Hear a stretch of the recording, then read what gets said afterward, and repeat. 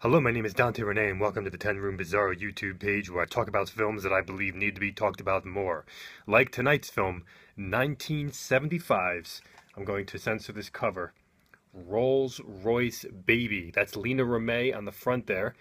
Lina Remay, Rolls-Royce Baby, 1975. This is part of the Erwin C. Dietrich collection because Jess Franco did not direct this film. Erwin C. Dietrich did. He wrote it and directed it. This is a quick of the back. Whoops, that's about it. And this is put out by Ascot Elite, German region-free Blu-ray. Got it from DiabolicDVD.com.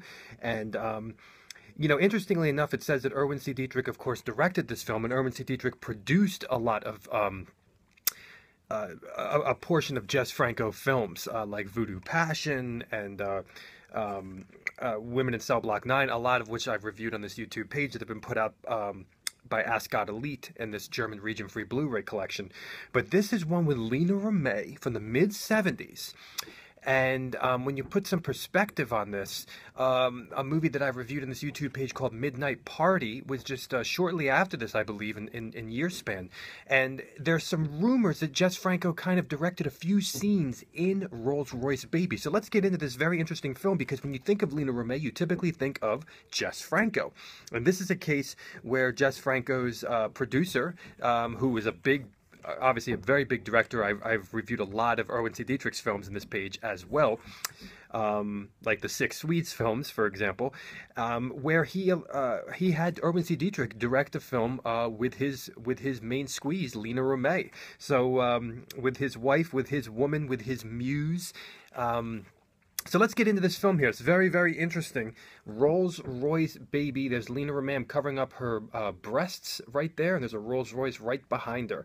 Let's get into this film from 1975. I do have some notes here, so if you see my eyes divert around, you'll know what I'm doing.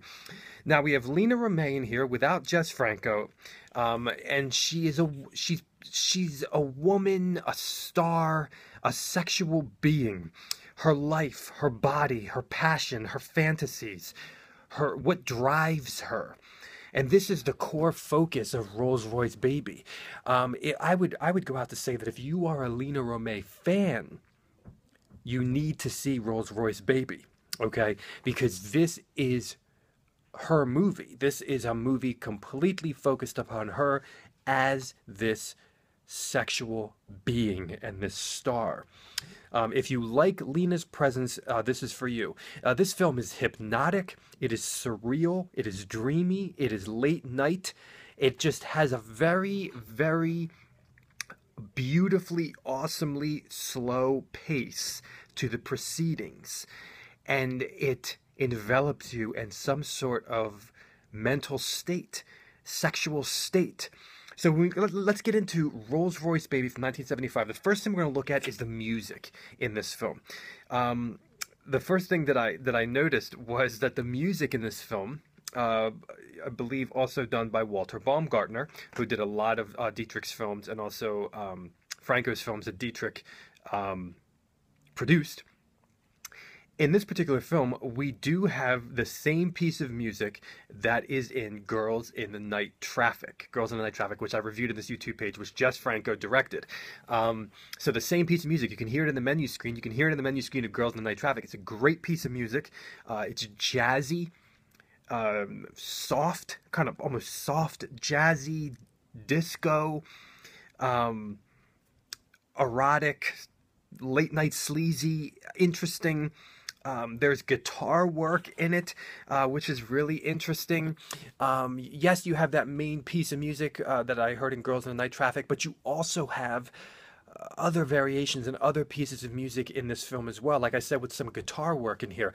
It's a very, very unique piece of music. It's something that you just don't hear nowadays, and it has definitely, possibly disco, porno, jazzy, soft, erotic, late night, steamy, mysterious. Does that make sense? Something like that. Now, when we look at the style of this film, it's lush, green, vast, private, beautiful. I mean, beautiful locations in this film. Beautiful, just desolate countryside. And there's not a logical sense of time in this edit in this film, because we have, are these flashbacks? Are they fantasies? Are they mere thoughts? Are the words connecting to thoughts and we're seeing them? But there's no logical time scheme in Rolls-Royce Baby, in the edit. We have narration from Lena's character. But other than that, there's mostly no dialogue in this film whatsoever. So other than Lena's narration, we are left with wall-to-wall music and soft, slow, photographed almost like artistic situations, sexual situations. These amazing shots around the Rolls-Royce car when it's driving, just amazing shots around it that actually reminded me of other Dietrich films. And it's very interesting. So I could definitely see Dietrich as the director in this film and not Franco. I could see that difference. And there's these really great shots around the Rolls-Royce car when it's driving, like around the front of it, the sides of it, the wheels moving. And that really reminded me of some other Dietrich films. Now, we have close-up shots in this film. The camera is slow moving. We have red lighting in the movie. We kind of have, we even had this like situation where somebody was wearing shorts and then the shorts are off without ever seeing them take them off. And it's that kind of edit in this film that really kind of brings this surreal quality to it. I really liked, we have Eric Falk in this film, by the way, as well, who's a Dietrich, staple, and also in some Franco films like Blue Rita and such. And Eric Falk, I love his character change between, who he starts in the film and then towards a chauffeur, and his purpose in being a chauffeur. The movie really plays like it's photography, like it's an art piece, like it's a series of photographs that are in motion, a series of sexual photography in motion. If they say that movies are motion pictures, I would definitely say that Rolls-Royce Baby is a prime example of motion picture. The way scenes have a sense of space, in the, I don't want to say symmetry, really, but just a sense of space in the camera. There's this great shot with the Victrola skipping near the beginning of the film. The Victrola's just skipping, and it encompasses kind of the foreground of the particular scene. So there's really, really cool stuff like that. There's this great mirror shot involving Coca-Cola.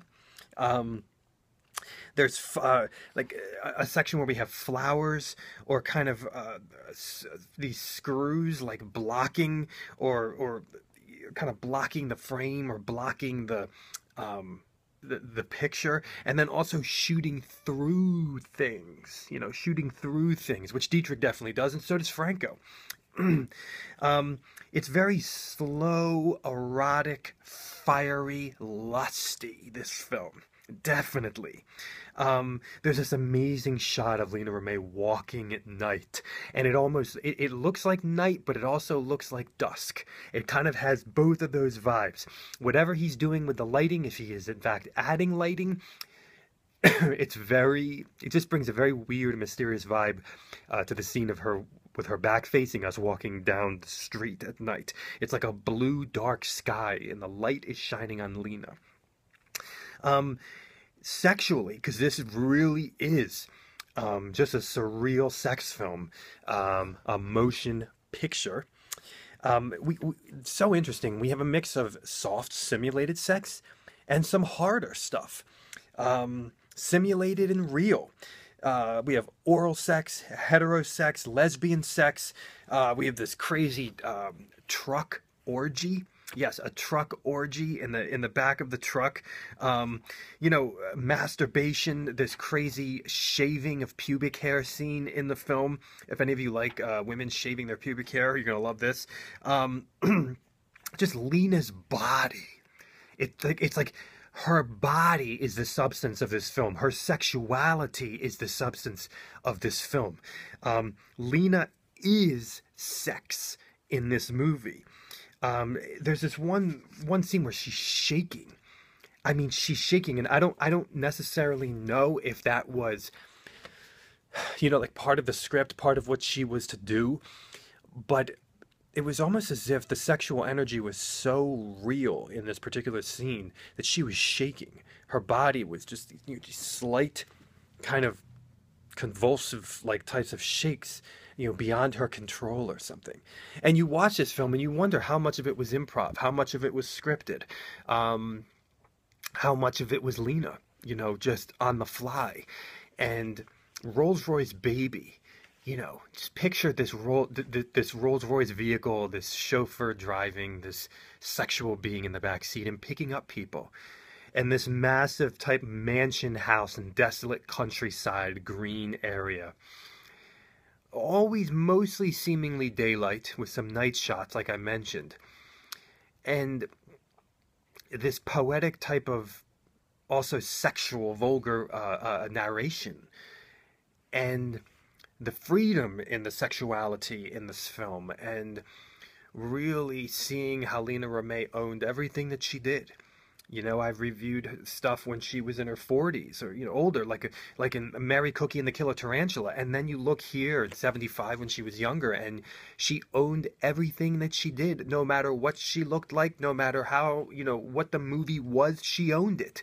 And, she's stunning in this movie.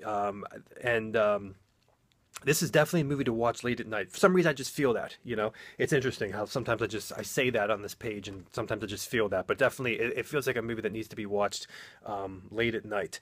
This is Rolls-Royce Baby, directed by Erwin C. Dietrich, starring Lena Romay. As far as I know, this is the only way to see the film. There might be some other copies. Actually, I don't know. But on Blu-ray especially, this is part of Ascot Elite, a German region-free Blu-ray. Get it on diabolicdvd.com. Anywhere else, you have to go directly on German sites, I believe, to get it. This is really a this is the type of movie you could see some people saying, "What is this? What am I watching?" If I just wanted to see some sex, I would go online and masturbate, and that'd be the end of it. This is not for you, then, folks. You're missing the point exactly. This is. As I've said many times before, but in this particular, the sex is the substance, the sexuality. The sexuality is the artistry, is the adventure, is the mystery. And you are taking an adventure with this character, with Lena Romay. Rolls-Royce Baby, 1975. Thank you so much for watching the 10 Room Bizarre YouTube page, where I talk about films that I believe need to be talked about more, like Rolls-Royce Baby. Thank you so much, and good night.